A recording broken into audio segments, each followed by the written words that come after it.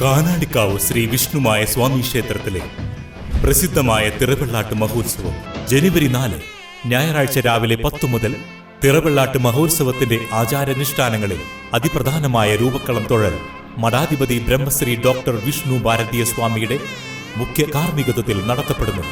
രൂപക്കള ദർശനം പരമപുണ്യം, രൂപക്കള സ്പർശനം പാപമോചനം, രൂപക്കള സമർപ്പണം ത്രികാലദോഷമോചനം.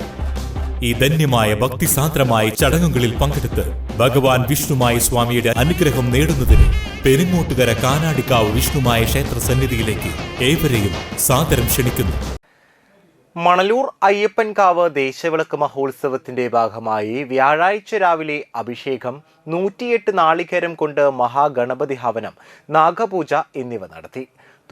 തുടർന്ന് കാഞ്ഞാണി സെന്ററിലെ ഗുരുദേവ മന്ദിര സന്നിധിയിൽ നിന്നും 3 ഗജവീരന്മാരെ അണിനിരത്തിക്കൊണ്ട് തേര്, കാവടി, താലം, പഞ്ചവാദ്യം, നാദസ്വരം, ഉടുക്ക് മുതലായ വാദ്യഘോഷങ്ങളോട് കൂടിയ എഴുന്നള്ളിപ്പും ഉണ്ടായിരുന്നു.